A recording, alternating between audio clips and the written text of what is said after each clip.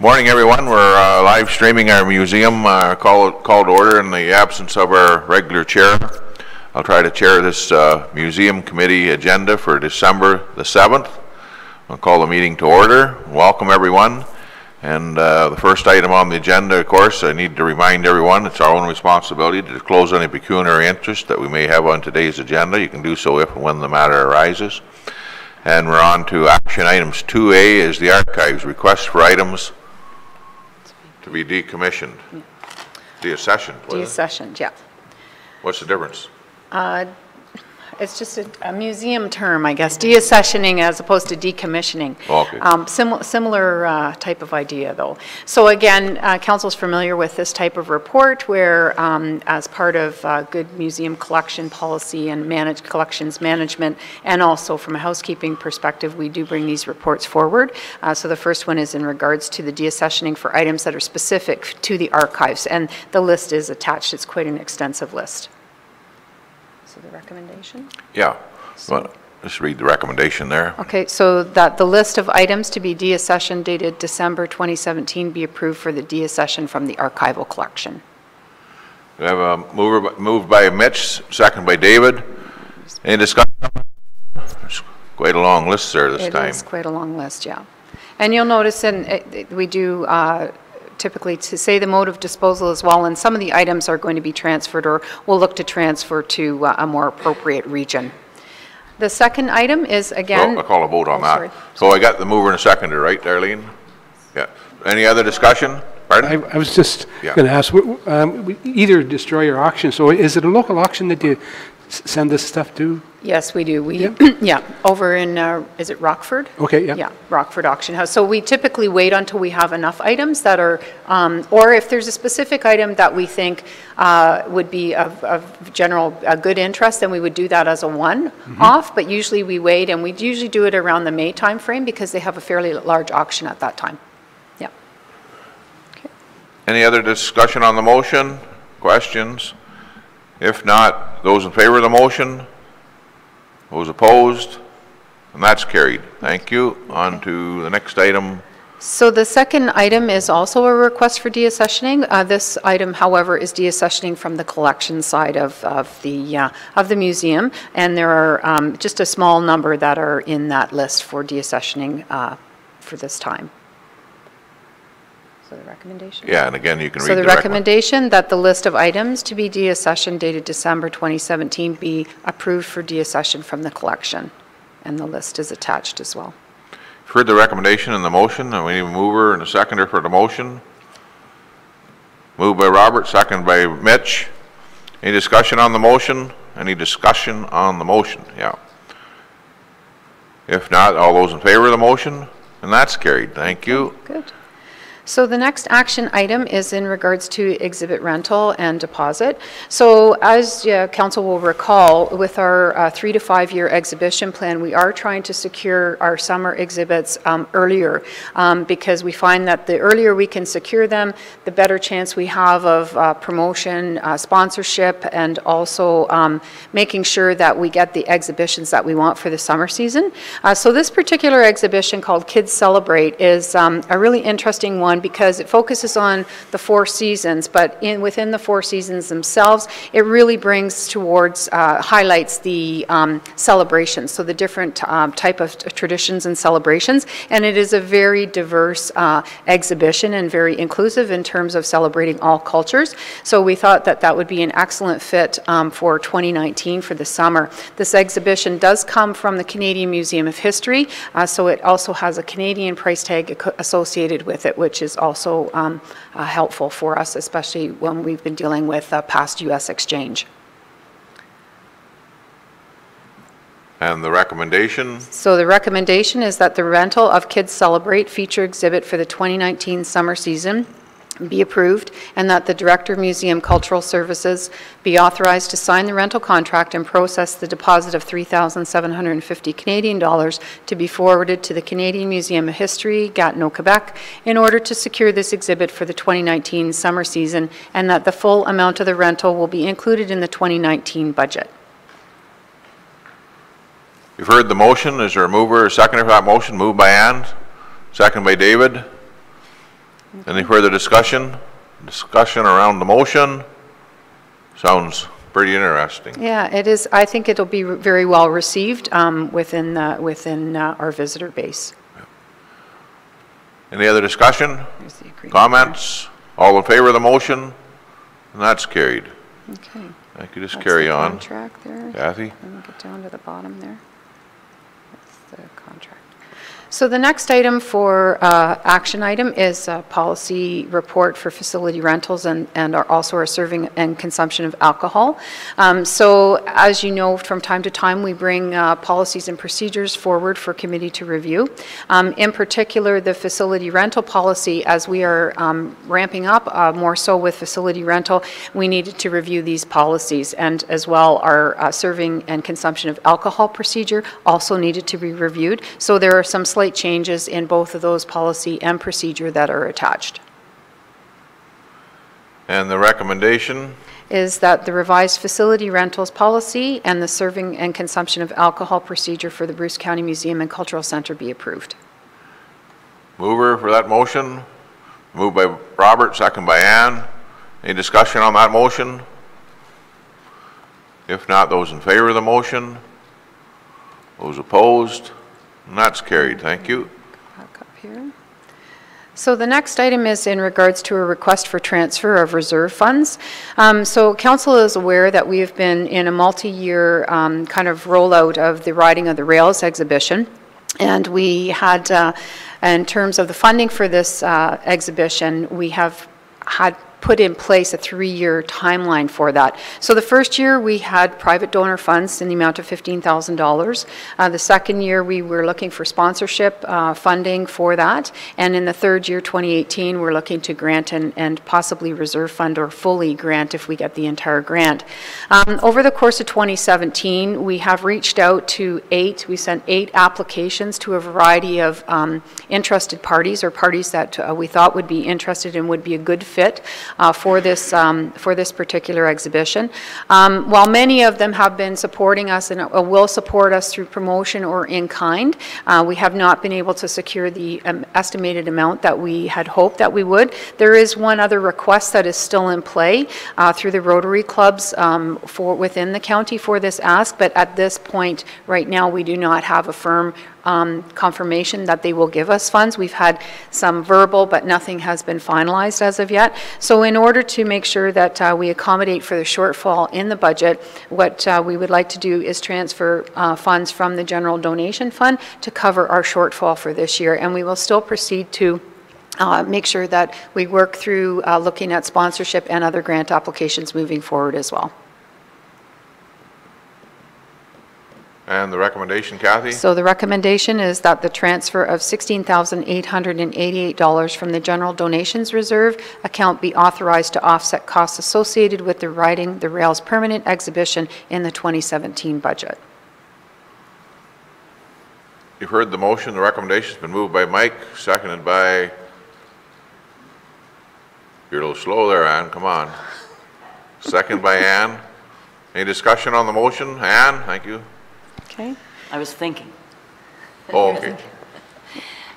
So it's a permanent exhibition, and it'll be the last year for kind of the final completion, or will there be changes every year? No, in 2018, with the Riding the Rails exhibition going into the lower space of the permanent galleries, and then the mezzanine transformation for the First Nations gallery, that will be a complete transformation of the entire 2 permanent galleries since the museum reopened in 2005. So as you recall, every year we've been trying to change the space over and build sustainable spaces so that the structures themselves are sustainable, and what we can do is change the programming inside. So for a period of a few years we'll keep the stories the same, but then we'll change it through bringing new stories that are applicable to the structure and to the actual housing of the exhibition area, and then through programming as well. But the stories we have lots of stories to tell, which is great, so we'll just be able to change that out with artifacts, objects, archival material, and programming will be the big focus as well. Thank you. You're welcome. Any other comments or discussion on the motion? Okay. Okay, So the next, there's a number of information items on the report. we got to vote on that one, I think, yeah. Oh, sorry, I'm ahead of myself. Had a mover and a seconder, right? Yeah. I already did that. Yeah, right we on. did it.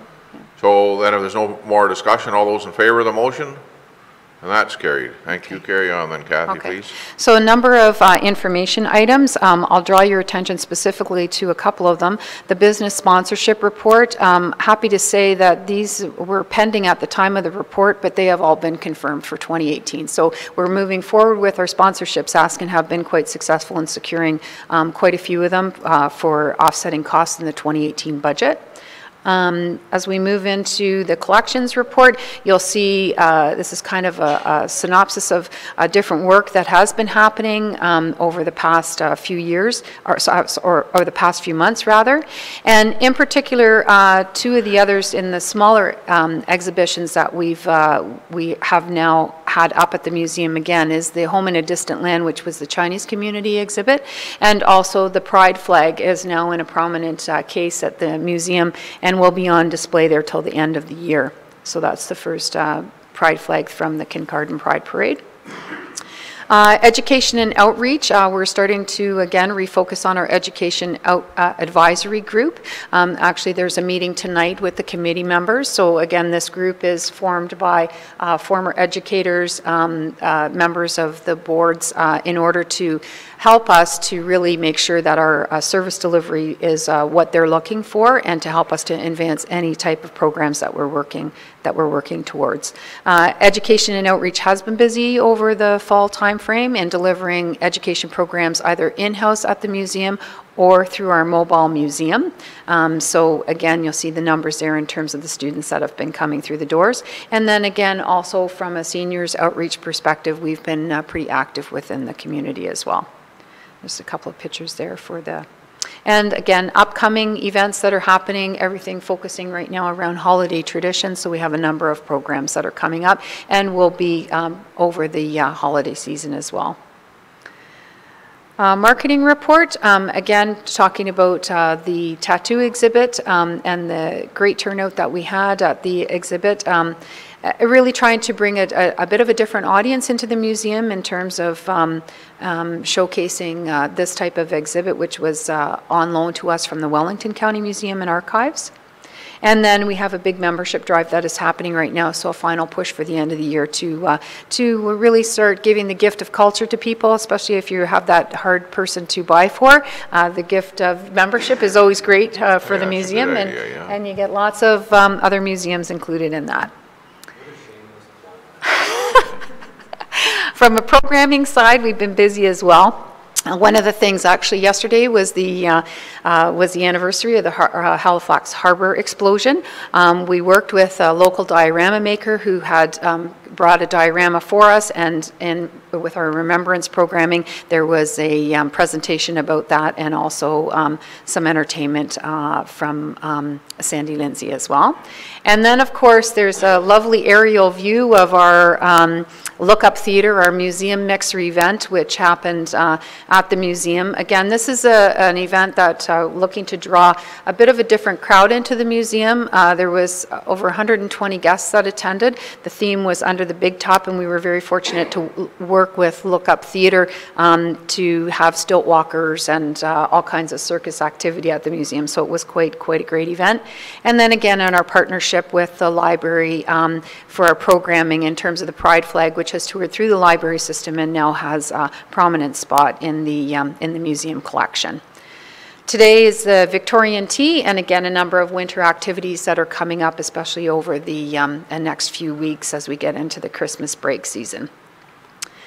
And then the other item that I wanted to discuss, and Library Director Melissa is here as well. Council will recall last December, both the library and museum brought forward an opportunity to do a Museum Explorer pilot program, which was a pass that can be taken out through any one of the library branches, and people can come in free to the museum. So we just wanted to share a little bit of that data with you, and since the launch of it, we've seen 142 passes that were taken out from the library, and what's happened is that's translated into 246 visits. So somewhere along the lines, we think that maybe people are sharing the passes, so, but, which is great news. You know, the highest return on the passes was over the summer months, but the nice thing is that we've seen all of the branches taken, like passes were taken out from all of the branches with the exception of one. And so museum and library will be working together to do a little bit more data mining on that and promotion, because we think this is an absolutely wonderful program. It gives access to all of the county residents and visitors. And again, you know, it was a pilot project for us, but I think with the success of it, we would just want to continue this program. I think it's an excellent partnership between museum and library. It has a lot of good advantages, and we can track the data, which is great as well. So that's just to kind of bring it to your attention. And Melissa will be also presenting this at the library board meeting. And that is the end of the museum report. Any questions on any of the information items? Mitchell? An idea. Because winter's upon us and we have our Bruce County snowstorms, is there any way of creating an exhibit that our friends maybe have never experienced that come to the museum, that like sitting in a car looking at pure white snow, or just a thought I had about creating an exhibit around Bruce County snowstorms? I don't know if you recall, but several years ago we did an exhibition called Extreme Weather. So we had we had an exhibition that was all about extreme weather, and we actually had a hurricane simulator, or an earthquake simulator rather. So what we did was that was down in the OPG feature gallery, and what we did was an extreme weather in Bruce County.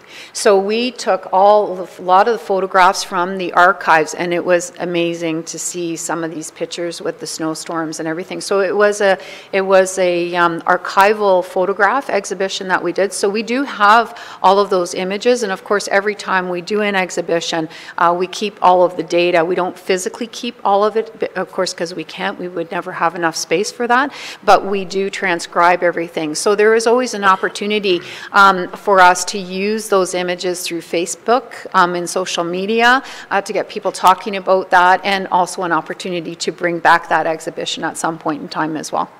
But yeah. Yeah, there is one, it's like a snowmobile experience where you can be in the front, and we did that with the Explore the Bruce, only it wasn't in winter. It was, you were on the, no, it's not the snowmobile, it was a motorcycle that we did, yeah. So, but those are all great ideas for us to, especially to bring forward, because we're looking at that interactive component to anything that we're doing. Any other suggestions or comments on the information items? Hearing nothing at this time, we'll go on. The next meeting then is January the 4th, 2018. And with that, we'll look for a motion to adjourn. And that's been moved by Ann and seconded by David. Any discussion? Hey, we're adjourned. Thank you, and Merry Christmas to everyone at the museum.